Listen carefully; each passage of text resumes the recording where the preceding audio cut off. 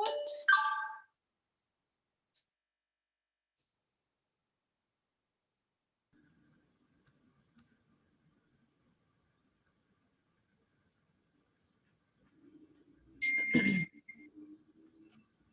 Okay, we're back again.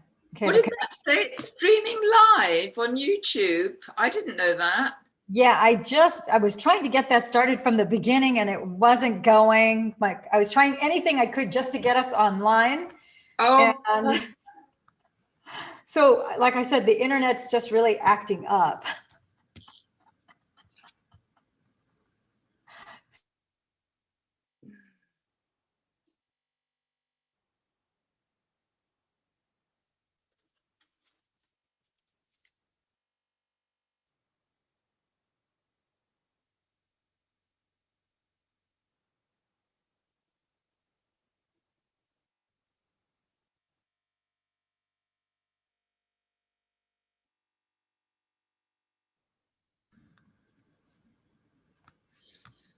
Okay, it looks like it's back again. I don't know. It keeps on dropping and bringing us back. So it looks like it's on, and now it's actually on YouTube. So how does that work going on YouTube? say that again. How does that work going on YouTube? So you can set it up so that you go on Zoom and on YouTube, or Zoom and Facebook, or just Zoom. Right. So this time it looks like right now it's actually connected on YouTube. Yeah, so we'll see how long this lasts. Actually, it seems like it's better connection. I can actually hear you more clearly. Can you hear me more clearly now? Yeah, I can hear you. Yeah, you're actually not breaking up at all right now. So this is good. Well, maybe we finally got a connection that's actually good. Yeah. So I wanted to make a comment. I noticed you have you're the second person that I see with this very unusual pendant. There's got to be a really good story. Don't know about these? Yeah. Isn't it some sort of energy pendant? So it's Nassim Harriman. Yes. So how are you able to get that? He's well, I got this from the TCCHE conference in London about I've lost track of time, a couple of years ago. He did a conference in London. Joe was there, Greg Braden, you know, the gang. Probably Bruce Lipton. Yeah, I've had Bruce Lipton, I think, was there as well. Bruce was actually on my radio show several times. Bruce wasn't on that one, actually. Doesn't do that one? Greg was there. What's her name? Oh, who does the Power of 8? What's her name? Oh, yeah, Liz Taggart. Yeah, Liz Taggart. And a whole lot of other scientisty people. It was fabulous. And then I did an afternoon with Nassim. Oh, you did? Fantastic. That must have been... we did, he did a separate thing, and Joe, they had breakout things, where you could breakout sessions. People. Nassim was amazing. And so I bought that there. Wow, yeah, it's very eye-catching. You're the second person I see actually wearing one. Yeah, actually, they're selling a lot of them now. I noticed, because there's groups on Facebook, and his website as well. He gives a lot of free stuff on Facebook. He does a whole course actually on Facebook that he does. Yeah, I think that if my memory serves me right, that protects you against electromagnetic frequencies, doesn't it? I think it's more, I would not do it justice if I try and explain what it is, but I'll look it up. Look it up, because he grows them in the lab, and he programs them, and they're very powerful. They balance out. I mean, it's a new technology which he's developing as well. That's wonderful. Yeah, I'll be sure to check that out. Like I said, that's been on my radar. I saw one other person, a friend of mine who's also a Dr. Joe advanced student, and she's also a nurse here at UCI Medical Center, and she wears hers all the time. Yeah, I wear it every day, and also put it underwater, so that comes out, and then you can put it underwater, and it charges your water. Very good, very good. Yeah, it's really good. So yeah, it's good. Yeah, I would have been in California now had I had this year. Are you planning to come out here to California? Well, I was planning to spend 3 months a year. It's so interesting how plans, we make plans and the universe has different ideas. Well, yeah. How long have you been a Dr. Joe student? So I went to the first one in 2019, in March 2019. Oh, okay. Just a few months then before. They're not long. And then, but that year I did, which I wasn't planning to do, I went to Niagara that year as well. I did Bonn in Germany and then I did Niagara. And that was strange because I hadn't planned to go to Niagara. Well, I heard about the challenge course was rappelling down the side of a skyscraper. No, that might have been the first Niagara. No, we didn't have that. Oh, okay. So maybe it was the second one. Was that in September? It was September, I think. Yeah. But I honestly, I wasn't even on the wait list for that. I just woke up one morning and I thought, oh, I just go online and have a look and see, what's going on, which retreats. Maybe I'll do another one. And I was flicking through and I can't quite remember. But anyway, I wasn't on the wait list. I went into Niagara and I popped up, it offered me a place. And I thought, that can't be real. That's unusual. This can't be real. And I thought, oh, I'll just check it out. Maybe I'll see if it goes through. And it did. Okay, well, I love this story because, as you know, a lot of us have heard and have experienced, it's difficult to get registered for his events because they always sell out. And the first Dr. Joe event that I went to was June 2019 in Cancun. And on April 24th, it was like 4:00 in the morning when I went to register. When the first time you go through it, you're not sure if you actually get registered, because for the Cancun event, you had to register for the event, and then the primary hotel was already sold out. So then you had the backup hotel. But you needed to also pay like an extra $1,000 for some sort of day pass thing. So you're, doing all this stuff. And so I thought I was registered. Turns out I had registered for the hotel with the backup pass, but I didn't make it through for the main event. Right. Even though I put all my credit card information and paid for everything. Yeah, it's really confusing. Yeah, and then booked my flight. I booked everything. So it was like 4:00 in the morning. It took me like a week to confirm with Encephalon that in fact it hadn't gone completely through.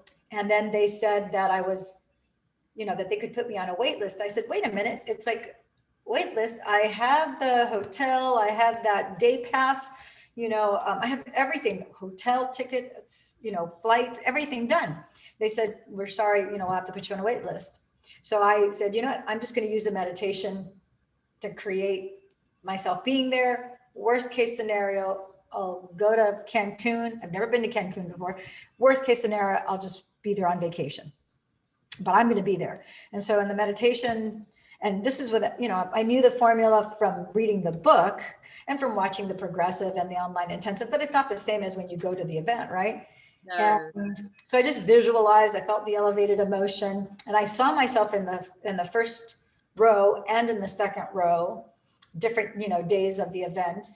And I kid you not, 2 days before I was flying out, I get an email from Encephalon saying, we had somebody, they canceled. They also have a reservation for the hotel, the Grand Velas. We see that you're already, set up with the overflow hotel. You can take both the registration and you can take this person's spot. All I have to do is pay the difference. And I said, done. And I ended up going.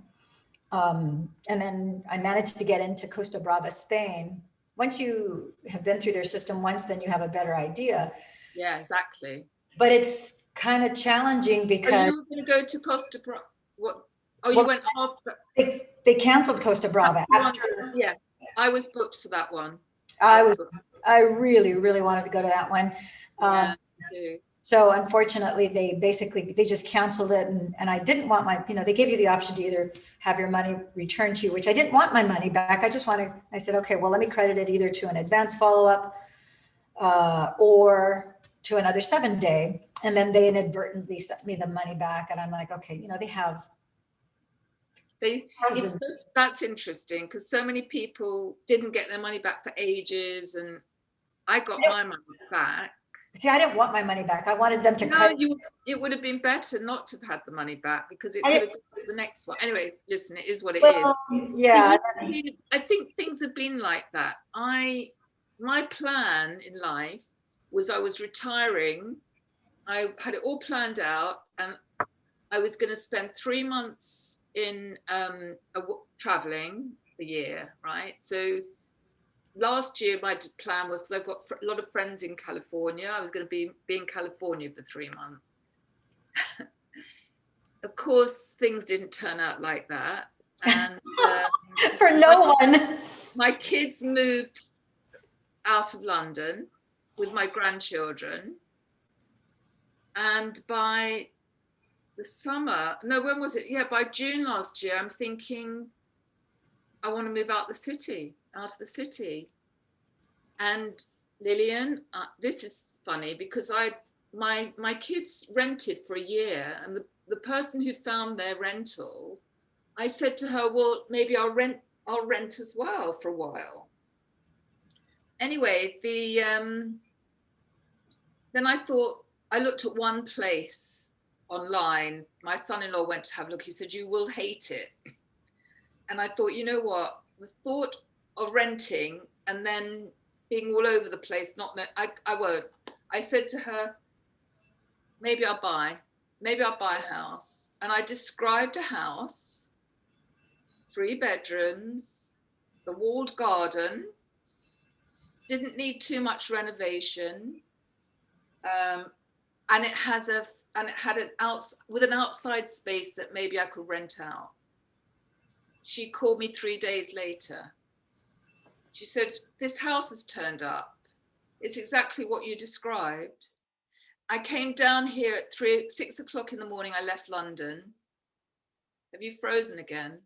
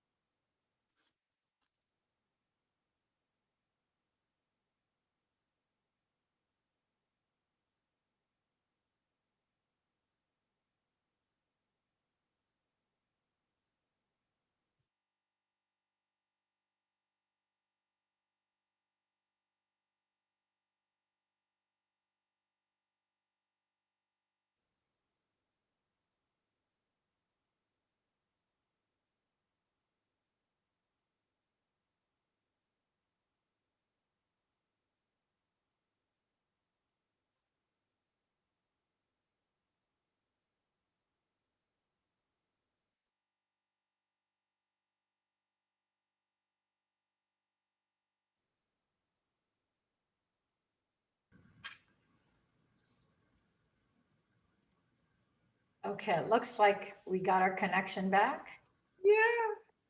Okay, yeah, you said 3 bedroom, 2 bath, and something about a rental, and then the connection dropped. Oh, okay, yeah. So did you hear what the house, she called me up 3 days later. No, it cut off when you said you were looking for a 3-bedroom, 2-bath, and you started to say something about a rental, and then it cut off. Yeah, so I said I couldn't face going into a rental. Oh, okay. And then I described a house. This is what I would want, and see what happens. And 3 days later, she called me and said, this house just came back on the market. Wow. And I came down like 6 in the morning, left 6 in the morning and got here. And I walked in and I said, feels like my house. Wow. And that's where I am now. Yeah. Wow. So it sounded like it fell into place very easily. Then it didn't. It didn't? Oh, there's the whole story. I'm sure you don't want to hear the whole thing. I mean, it was quite challenging. Some of it was very challenging. But, this is the thing. I sort of, there seems to be challenges and then synchronicities. And, for me, I don't know about other people. I mean, when Joe describes it, you think, oh, it's, once you start doing the work, it's all going to go smoothly. And it's not. It's a rocky road. Yeah. Okay. So, I did a show yesterday with Tomas. He was part of the Golden Eagles in my group in Cancun. Okay. And he's been doing Dr. Joe's work since 2017, but he recently did a testimonial where he manifested $100,000 out of completely unknown. It was just crazy how it was literally out of thin air. Oh, I think I saw that. Yes. Yeah. And so we were talking about how, there had been adversities and how, there's the physical challenges, that we have, and there's the financial challenges, there's the relational challenges, we have all these different areas of our life. And so there are different things that pull us on this journey and this quest to learn, that ultimately has brought us to Dr. Joe's work. And so we're in this process of learning, not just learning meditation, but learning to really embrace an open heart, self-love, having unconditional love, and the self-mastery of learning how to put the ego on pause and at bay. That requires self-mastery and awareness, and then commanding the brain so that the brain is our servant, not the brain is our master any longer. And so I remember right after the whole doctor, there were a lot of ahas during the first 7 days that I went to. But I ended up traveling to like 10 countries in 2019, none of which, the only 2 that were planned was Canada and Japan. Everything else was like the divine had clearly other plans, like way different plans. And one of the plans that I didn't have, which was a lifelong dream, which I didn't even know if it was realistic to think that I could even possibly do it, but it was to live in Italy for I wanted to live there for 6 to 8 months because it's part of my family history, and my father's family is from, the region of Sicily. And so I always thought, gosh, wouldn't it be nice to someday to live in Sicily, 6 to 8 months, and to, learn to master, become a little more fluent and just be there in the culture. And not that I'm going to stay there forever, but just to be there for, 6 months out of my life would be a dream come true. And I kind of just played daydreaming in my mind, but really it wasn't like a goal. Like there are other things that are goals. This wasn't a goal. This was more like, gosh, it was like airy fairy, not even possible kind of a thing. So for it to happen in 2019 and traveling to like all these different countries is pretty wild.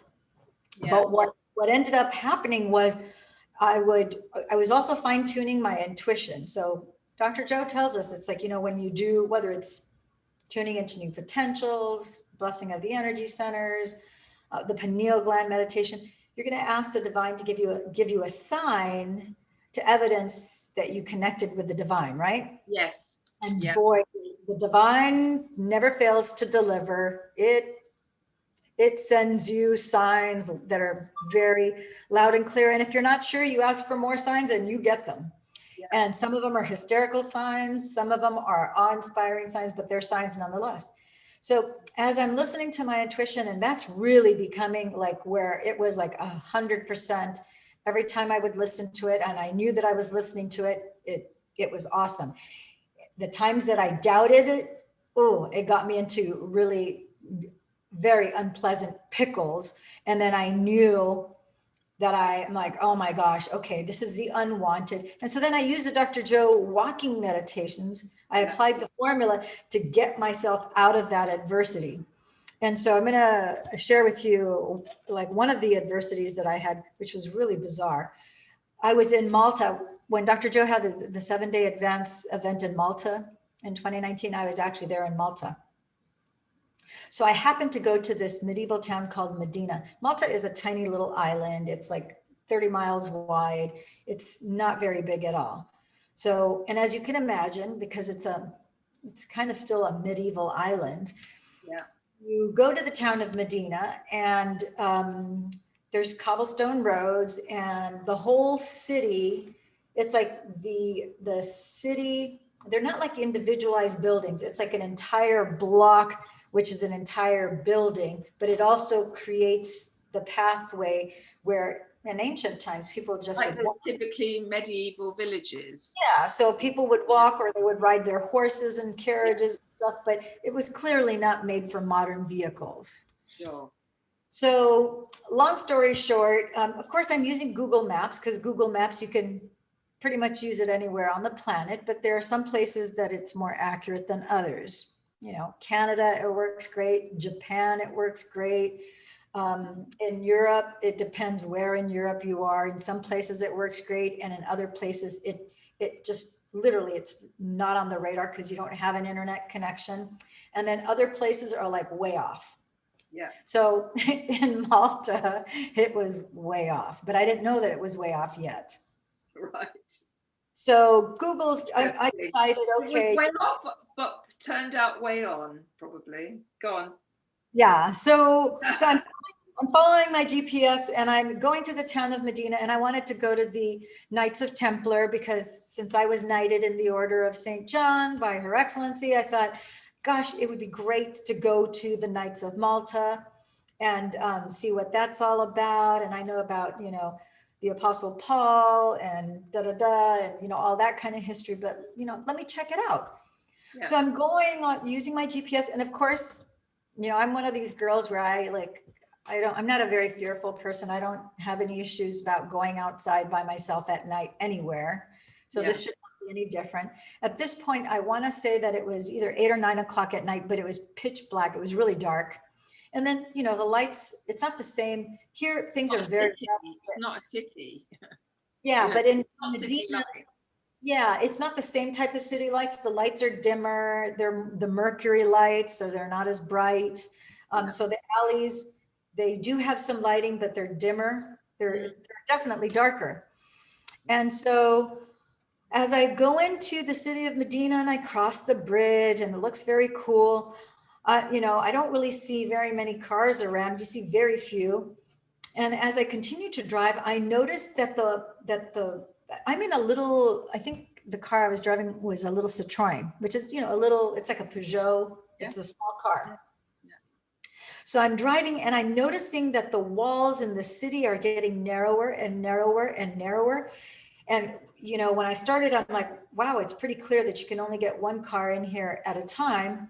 I'm like, you know, what am I going to do if a car comes the other way? Because there's only, it's like once you go in until you get out the other side of the city, there's not like an alleyway that you can turn. There's no grace. It's just solid all the way down. And luckily I had turned on my video. So I actually have footage of all of this. And then I don't know how much you know about, you know, when you're filming, you know, at the beginning you're aware that you're filming, but then after a while you forget about it. And so that just kept on going and going and going. So I got the entire thing. It was crazy what happened next. Yeah. So the point of the story is how, you know, we make plans, we follow a literal GPS thinking that we're on the right track, and then you have an unwanted challenge or you have an adversity that befalls you. And just because you're doing any kind of meditative practice or you're applying these principles doesn't mean that you're going to be devoid or free of any adversity. No, the thing is that now you're equipped to change the unwanted situation, and it doesn't have to play out the way it does for 99% of the people, because 99% of the people, when something bad happens, they freak out, they cry, they get angry, they're fearful, they, you know, they're like wigging out, and that negative energy cements in so that what is just grows to a worser degree.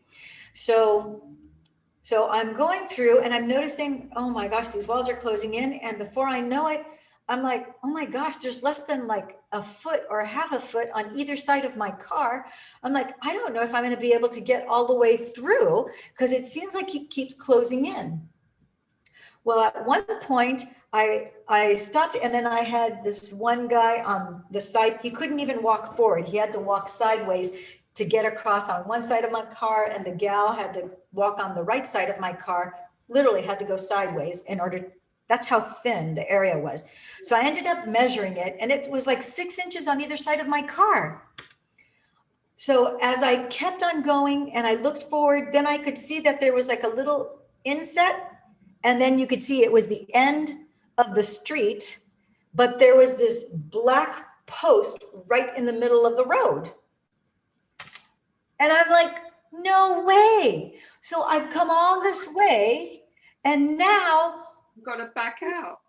Yeah, I have two problems. One, it's pinching in. I only have 6 inches on each side as it is. So, and look, and I had my windows down. And so now I'm going, I only have 6 inches on each side, and now it's going to pinch in. My car is going to get stuck. I'm thinking, no way. How? I have to go how many kilometers back? But here's the kicker.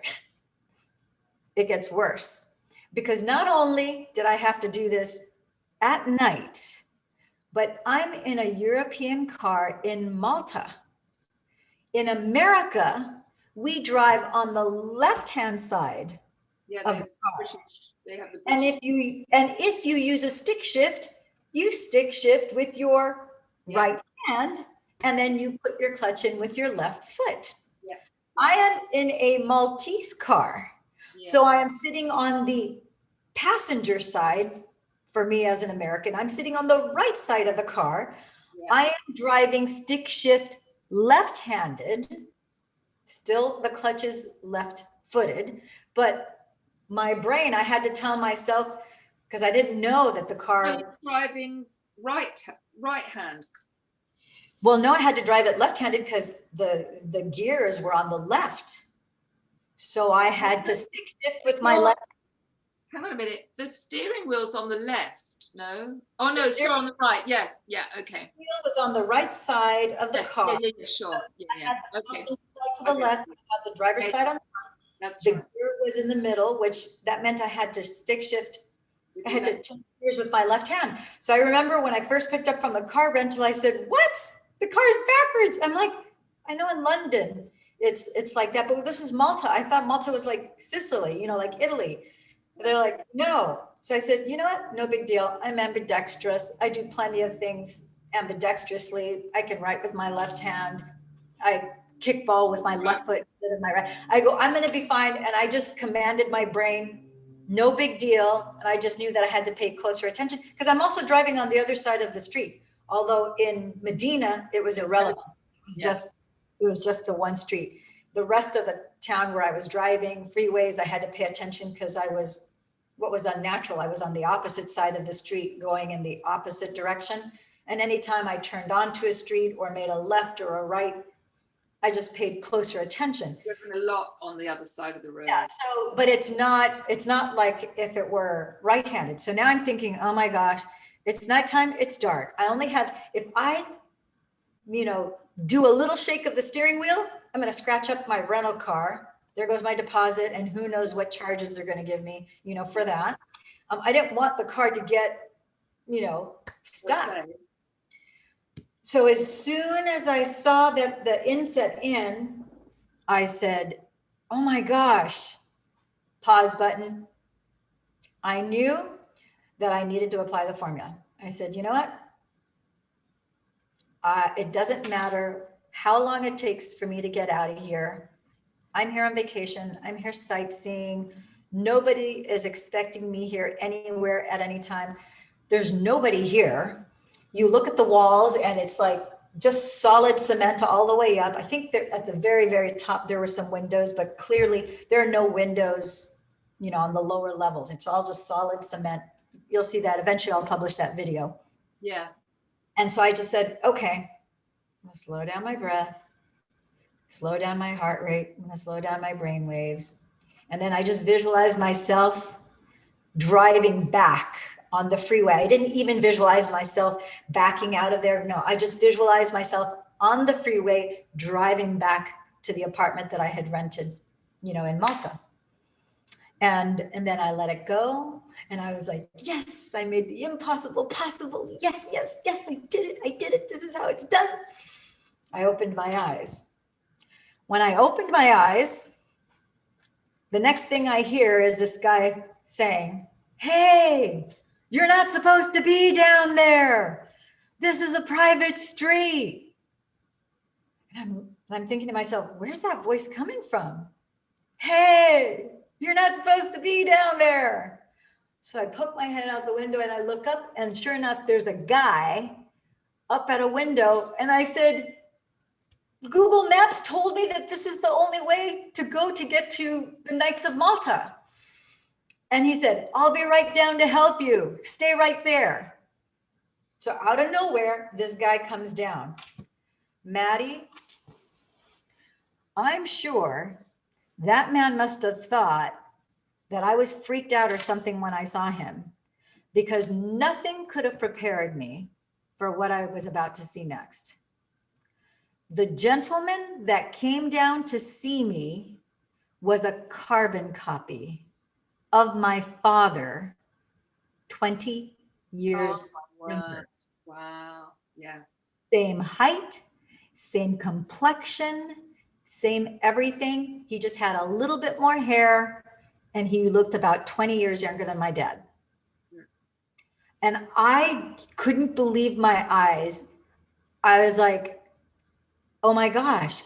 And I thought, I'm not even going to tell him, oh my gosh, you look exactly like my father, even the same pitch of voice. And so I was like, this is obviously a sign, because I think God knew that I would feel protected, that I would feel at ease. And so he said, I said, you know, and so long story short, he said, I will help you get out of here. I said, do you think we need to call the police? I mean, there's a pin at the end here. He goes, I'm a resident here. I have a key to that pin. Yeah. I can, I'll get my key to get the pin out. Yeah. He goes, all you have to do is just follow my instruction. I will get you through. Yeah. I'm like, are you sure we're going to get through here? He goes, just follow my instruction. I will get you out. So I'm like, oh my gosh, Mattie. So literally it was like inch by inch by inch. We've inched our way through. I kid you not, there was like this much space, like 3 inches on each side when it came to the inset. And so it was 3 inches all the way. And then sure enough, he pulled out the pin. And then once he pulled out the pin, he said, okay, then there was a courtyard there. He goes, okay, to your left, you see that tunnel? Just go down under that tunnel. And when you make a right, the Knights of Malta will be on your right. He goes, just know that, you know, in the future, you can't come back through here again.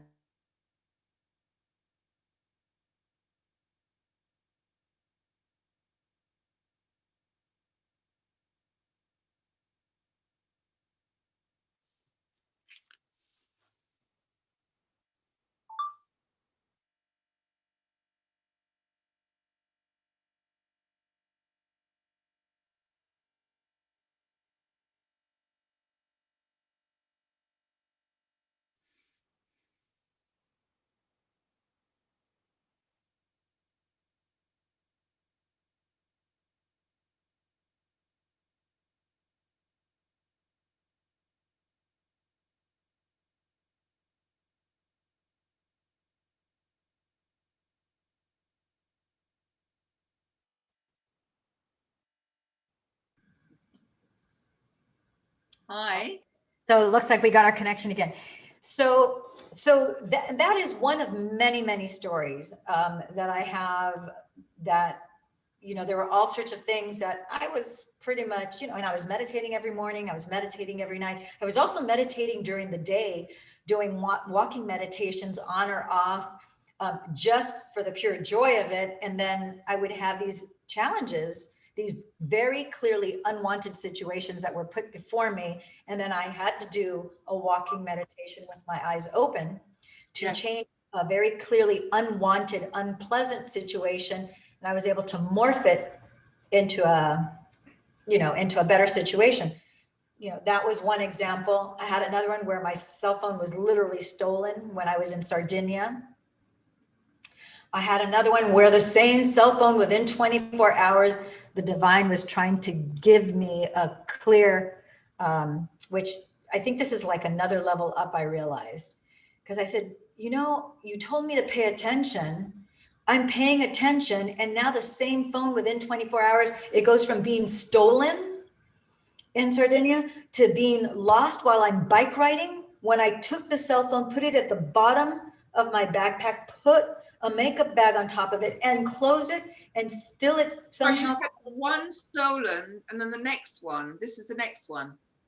And then within 24 hours, the same cell phone strange. was lost. And both times I recovered the stolen phone, didn't do anything other than do the walking meditation. I saw in my mind's eye the cell phone being placed in my hand. And sure enough, it was not like deja vu. It was like I rewound the video that I had in my head, and now it was happening in 3D. The same words came out of my mouth. The same words came out of the man's mouth who put the cell phone in my hand 1 hour after I had started doing the walking meditation. The second guy, the same thing, 1 hour, about an hour and 10 minutes after I had started doing the walking meditation. All I did was follow him the entire way. I did nothing other than walking meditation. He was the one who had the flashlight looking in the pitch darkness. It was in an almond field in the Salinas in Sardinia, because there's no car trails here. This is where only horses, we had been horseback riding, right? And so he was the one who was looking at it. And one of the first things he recovered that I didn't even know I had lost were my black sunglasses. And so when I got back to my apartment that I was renting there in Sardinia, I told God, I'm like, okay, divine, what's the scoop with the sunglasses? I know that that's the second pair of sunglasses you put in my hand on this European trip. So I know that you're trying to get my attention, something having to do with vision. And what's with the cell phone? I paid attention. When Matteo put the cell phone in my hand an hour later and recovered my stolen phone, you told me loud and clear, pay attention. Don't leave your cell phone on a desk or a chair. Don't set it down anywhere. Make sure you secure it in your backpack. I did secure it in my backpack. I put it at the bottom of my backpack. I put another makeup bag on top of it to make sure it stayed down. And then I closed the backpack. My backpack has never opened on its own, ever, anywhere, at any time. And inadvertently, it opened up. My makeup bag came out. My sunglasses I didn't even know had come out were recovered. My cell phone. What are you trying to tell me? And then he said, look at the glasses. So I just looked at the sunglasses and I got it. I said, oh my gosh. One, it was even like the glasses were black. When you do the meditation and you're in the black velvet void, you're in 5D, you are in the black velvet void, just like the glasses. It's not about what you see with your 3D physical eyes. It's what you see in the 5D black velvet void. That is the reality, not this. This is the after effect. Sure.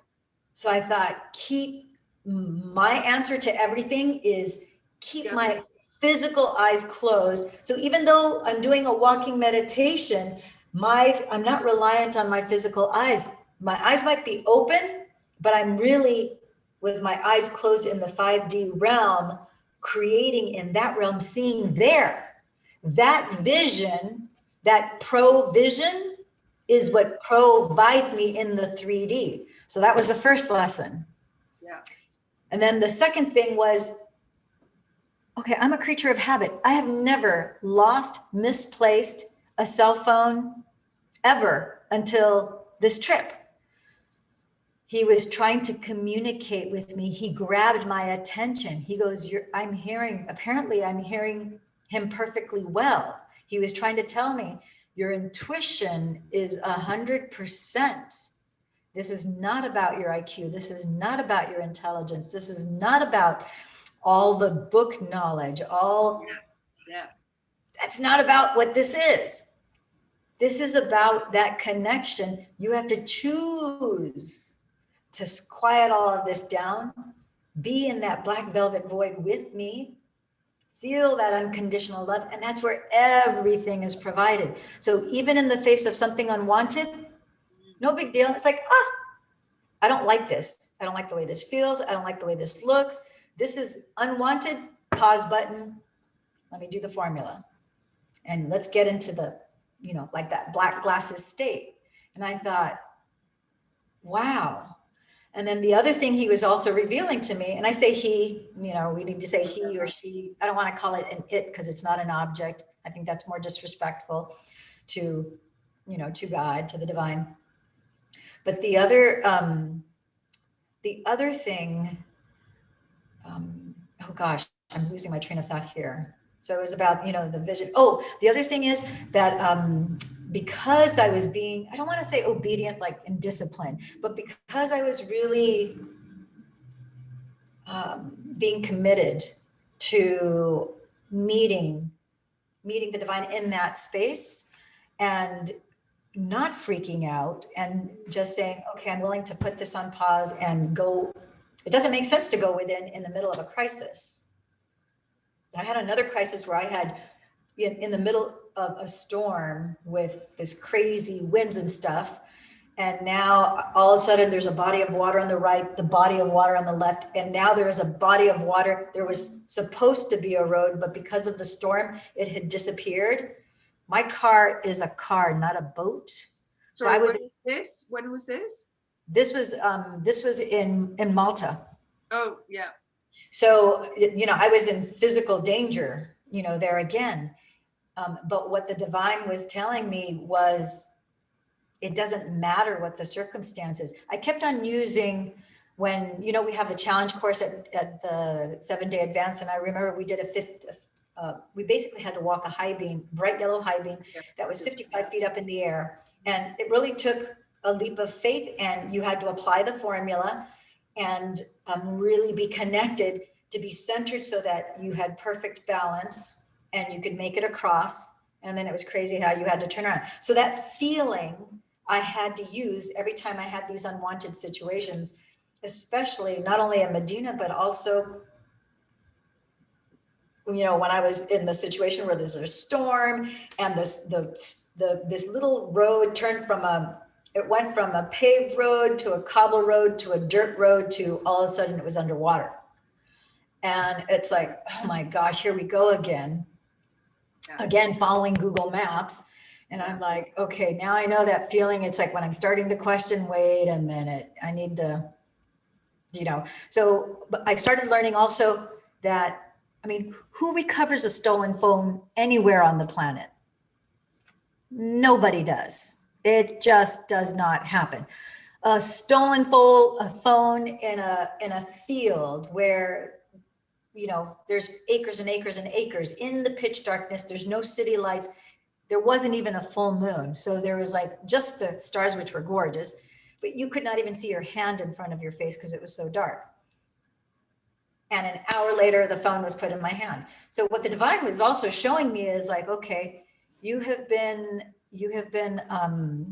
persistent and consistent in meeting me, pretty much on a daily basis. I don't know how many times a day. And so what was being revealed too was that it doesn't have to take a long time. So morphing the unwanted to the wanted, making the impossible possible can happen faster. It doesn't have to take a long time. And so I started recognizing, wow, everything is accelerating. Everything is happening faster. Yeah. So with that, you also recognize, okay, when you're thinking positive things and you're creating in the positive, that's fantastic. If you're dwelling too much on negative thoughts of worry, of hurt, you're creating that too. Yeah.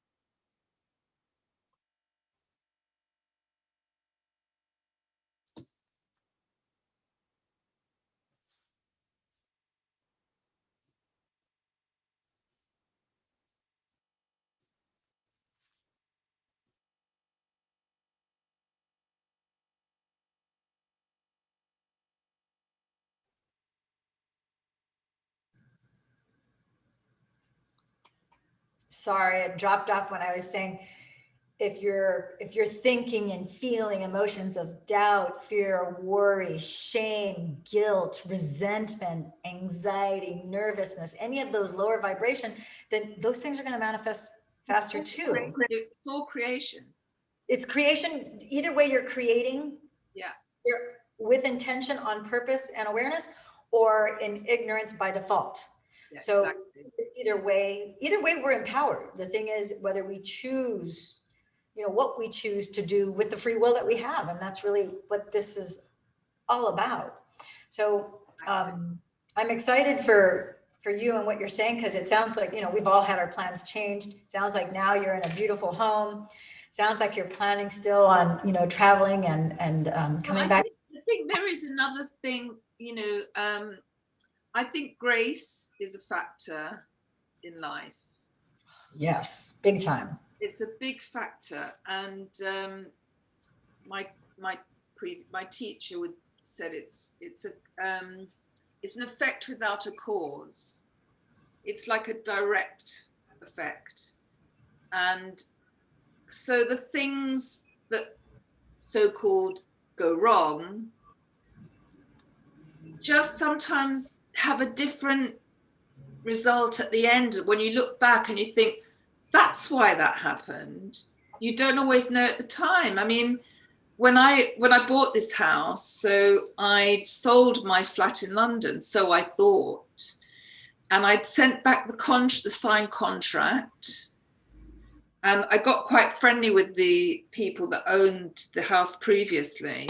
And we were so excited because I sent the contract back, and she'd lost a buyer. She'd lost 2 buyers. So she was very anxious to get the sale done. And so I sent the contract back, and we were chatting, all happy about it. The next day, the agent rang me and said, so sorry, but your buyers deal, their deal had fallen through the last minute. So I said, well, I'm going to lose the house then. But there's a whole story to that, because as it happened, something else happened that meant I was able to keep that flat in London and I've rented it to a couple, very quick story, rented it to a couple, right? So I rented to this couple, we hit it off immediately. And she befriended me on Facebook. I knew she was a writer, and it's something I'd been thinking about for years, that, maybe I'd like to write. Loved her. So so I look at her Facebook. She knows 2 people, dear friends of mine. Oh. They've lived abroad for 33 years. Wow. So we've got these friends, very, very strong connection for me, these two friends that don't know each other and are very good friends of hers. And there's a whole backstory to that. So they rented the flat, and we sort of became friends. And I'm doing her writer's course because people have said to me for years, Mattie, you should write, da, da, da. And I wanted to explore it. I'm just finishing it next week, this course, this 8 weeks course we've been doing. So you see that how you look back and you think, wow.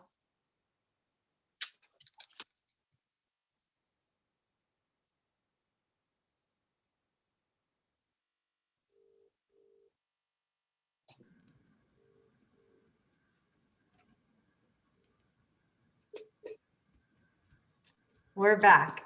So yeah, you're seeing how they're turning out, and it's like things have a funny way of working themselves out for the best. Funny way, and I think that's the thing. It's always a tag I'm beginning to do now, is when I kind of visualize something or something I want, and I'm now adding, or whatever's for, what is it, for the best, whatever's for the best, because you just don't know. You know, I've got other stuff financially that's stuck. You know, I've got a property in France, a couple of properties that I really want. I've been wanting to get rid of for ages, to sell them, and they're just not going. And I just think, you know, it must be for the best. It's going to be for the best. Long run, it will be for the best. Yeah, things, you know, I've been recently telling some of my clients, as well as some of my friends, it's like, you know what, I really am starting to believe that there really is no such thing as a mistake or an accident. I really think that everything is happening for us. I go, even those painful, terrible things that have happened that I definitely would not want to experience again. Looking back, I'm glad that I went through the pressure and through the pain of that experience, because in that experience, there were incredible revelations that there's no way I would have been aware of had I not gone through that experience. And it was the pain and the pressure that pressed me, where I had to face certain things. I had to look at certain things that otherwise I would have been too comfortable, and I would not have made the time to go within and quiet myself down and say, okay, what is it that I'm supposed to be paying attention to? What is it that I'm supposed to be learning? And is there a redirect here? Because sometimes you're being redirected to make sure that you're on the right course. Not necessarily the plan and the course that I had, but really the right course, you know, for me. And so, yeah, it's like there's that, you're keeping that flat and you're renting it out. That was part of the course correction to make sure that you're on the right path at the right time with the right people. Well, I would still honestly say I'm in more of an unknown again, you know, still. I'm in and really, I think the lesson now, embracing that even more, because I'm in a place in a lockdown still. I don't know anybody really here. You know, it's a very unknown. I'll send you a video of a walk I did yesterday. Oh, please do. I walked out of here a different way, and it was just so beautiful yesterday. And I thought, gosh, you know, wow, it's I'm in an unknown. I don't know what's going to happen next. Well, and it's amazing. I think especially as we continue to share these experiences with each other, you know, especially, you know, we're very blessed that we're advanced students of Dr. Joe's, and we're actually actively participating and actually doing the work on a daily basis. I think to me, it's been such an uplifting encouragement when we work with each other, because there are things that you say and that you experience that then really resonate with me, that encourage me and make me realize it's like, okay, things really do have a way of working themselves out for the best. And as we do continue to do the work and really to apply the formula of slowing down the breath, slowing down the heart rate, slowing down your brain waves, feeling the elevated emotion as you visualize what you're trying to materialize, and really enveloping it with love, gratitude, and appreciation. And then really pulling it into our 3D, knowing that we don't know how, we don't know when, we honestly have a lot more unknowns. All we have is the end result that we are wanting to accomplish. And then the most difficult part, which is letting go and surrendering, because now you're completely in the unknown.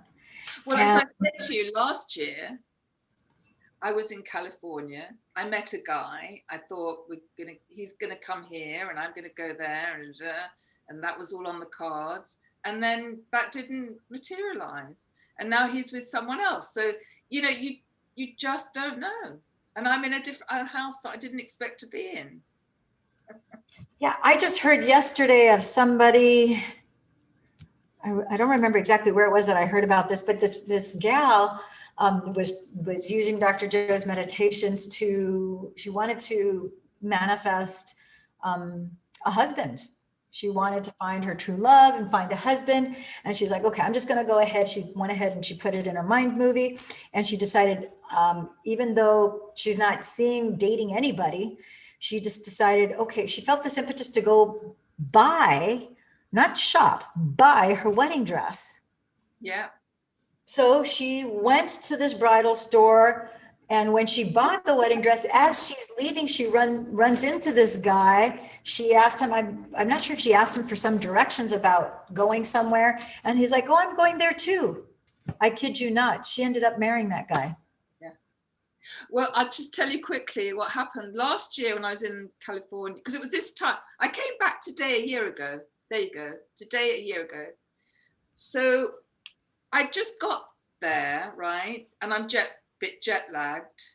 And I wake up, it's 2 a.m. and I thought, I had this idea, go on Bumble, right? So I go on Bumble, and just this one guy, I thought, oh, interesting. And we started exchange, and he lives in Ojai. And that's right. I looked at his profile. He was was friends with my very best friends. He's a musician. They're musicians. What? And I go, my God, this is crazy. I mean, I know a few people in California, but these are my best friends that I organized there. I met them in Hawaii, and they were coming to stay with me every year because I organized their retreats. Mm-hmm. So I thought, that's crazy. That is crazy. And he turned out to be Jewish, and I'm Jewish. And anyway, so then the following week, I was going to stay with a friend in Ojai, girlfriend. And he lives in Ojai. I forget how it came out. And this was so bizarre. And I thought, I bet Meredith knows him, right? Whoa. So I called Meredith, and she said, yeah, of course I know Ray. She said, in fact, next week, now she'd stayed in my flat in France. She went to, we've got a synchronized connection anyway. She went to stay there, and she said, when she stayed in my flat in France, she went to look after a friend who had breast cancer. And while she was there, a boyfriend of hers came from Australia to stay with her. And they lived in my flat for, I think, a couple of months. So she said, well, you'll never guess, on Wednesday, Anthony is coming from Australia. He's never been here before. And it'd be great for you to meet. She said, let's go on a foursome. So with that, she rings Ray and organized a foursome for the Friday night. We all went out for dinner. It all started because of your being on Bumble. On Bumble. It was just an impulse. Go on Bumble. Oh my gosh, that is so funny, but it kind of makes you realize how small the world is. But you know what? The divine will use anything and everything. That's true. I mean, the energy is energy. So, well, wow. the thing is, look, a lot of people, I think, they make their lives very small, and you have to have the courage. You have to have always that courage to go out, to take a risk, to push yourself. Agreed. Push yourself out of the boundaries of who you think you are. That's and however it turns out, there's going to be part of you. I mean, I was quite identified with that story, and I'd sort of thought, oh, it's going to turn out X, Y, Z, and then it didn't. Yeah, and that's the part. It's like it didn't turn out with that particular person, but that doesn't mean that your end result is, it's still coming. It's on the way still. Your body is being drawn to it. That's just the path that you had to take. And it's like the dots that you've had to connect in order to get to where you're going. Yeah. The thing is, you just have to be open and receptive and 100%. Sensitive to the intuitive hits that you're getting. Like you had the intuitive hit to go on Bubble. You had the intuitive hit to call your friend and say, hey, does, it's always that listening to your sometimes intuition. It could be, I mean, when I went to Hawaii, that was another thing. Someone said 3 words about what I was doing, and I was on a plane. I'd already organized it, and I was off there. And it's that kind of willingness, isn't it, to follow that intuition. Yeah. And then there are times where it's quieter, and I'm here, and it's going for a walk, and it's a different sort of pace, and it's a different sort of lesson, to be more inward and more time to sort of, I've just bought a piano, for example, because that was my thing. I thought, no, what do I do now? I want to be creative. It's been creative the whole time. So, this is awesome. I'd like us to do another call. I'd like to talk to you. We're going to pause today because I do have somebody coming here at 2:00. But I want to get deeper into the conversation about friends, which you already kind of started talking about when you said you made the connection on Bumble, and then your friend said, "Of course we know." So I'd like to have a conversation, because I'd like to include it in my book. As you know, I'm writing a book called The Friendship Oracle. And so talking about friendships that have lasted, lifetimes, 10, 20, 30 years or more. And also the dynamic of changes in friendships, old and new, navigating it.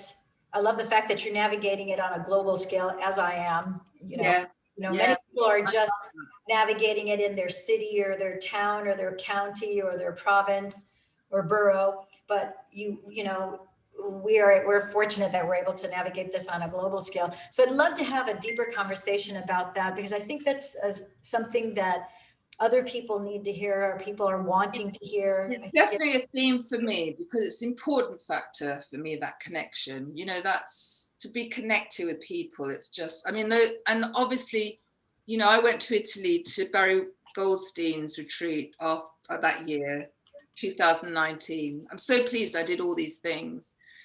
And the friendships that we've made are just priceless. They're so beautiful, those friendships. They're real friendships. And I've got others that go back years, but, so special. So special. Yeah, I think it's an important conversation that needs to be had. Yeah. And we'll close on this ending note. I was just reading, there's a book by Rhonda Byrne. She has the DVD and the book, The Secret, and she just recently published a new book called The Greatest Secret. And one of the things that she starts off in the book talking about, which we know, and Dr. Joe is so brilliant in not just articulating it, but conveying to us, both in a mystical and spiritual sense, but also in a scientific sense, how we think that we are these physical bodies, but we are really spirit energy beings that are using this physical body to navigate our way throughout the world, but we are not limited or contained to this physical body. 100%. And so that becomes, I think, more real, and it becomes more tangible and manageable as you embrace and start knowing yourself through meditation and playing and experimenting and being willing to dream the impossible dream in your meditations. And then you start to get the signs and synchronicities. You start to see the healings in yourself, healings in others. You have all sorts of experiences that they make no intellectual, no logical sense. Statistically, it would be impossible for you to have that many coincidences in a row. So you know that something out of the ordinary, something extraordinary, something miraculous. There's an exception that's being made. You know, the laws of physics are being lifted momentarily to make this exception a reality in your life. I like that. Yeah, the law of physics being lifted. Yeah, it's like a temporary lift. It's like God, the divine, the creator, the universe is saying, up for a moment, we're going to leave a little opening. It's like, yeah, we're going to defy the laws of physics and nature and everything we know in this human realm. We're lifting it. That's another way of describing grace. That's what that is. Grace, it's unlimited favor. Nothing that you did to earn it. It's just a gift. And it's there for everybody. Everybody can have grace. Yeah, definitely. Mattie, I just want to thank you so much for taking the time to, share this time with me here this past hour. It has been absolute gold. Maybe I would love next week, this time, I'm actually leaving to Nevada. I've got a clinical certification I need to get in Nevada, so I'll be gone until Sunday. But if you're available next Tuesday, I'm around. Yeah, I would love to talk about the Friendship Oracle and your experiences, and I would like to talk about also what it is that you're looking to write about, because as a fellow writer, well, I'm really a painter, and I don't know. I'm thinking I really want to paint. I want to get out of my head. And actually writing makes me go in my head, and I want to get my painting out. And music. So that's those are all things that I have a passion for the arts as well, for the music. I'm a pianist as well. And if you probably can see up here, you see my flute right there? Oh, wow. No, I can't actually, but flute. I love it. It's like over here on that shelf. That's my. No, I can't. That's my flute. Yeah, I'm a flutist and a pianist. I used to play the guitar, but I don't have a guitar. I'm not a pianist. Yeah, I learned piano years ago, but I'm not a pianist. Well, I'm sure as you sit down and practice and start to improvise, you'd be surprised what will come up. We will see. I bought it actually for my granddaughter when she comes over. Maybe you could. Oh, so much fun to play four hands, like two people. Yeah, we do some duets, maybe. Yeah, that's a lot of fun. Yeah, it's fun. But I need to practice. Yes. Play. Just have fun. Play. Great day, and I will see you next week. Yes, next week, the same time. I'll send you the Zoom. Thank you. Have a great week. Lots of love to you too. Bye. Have a great one.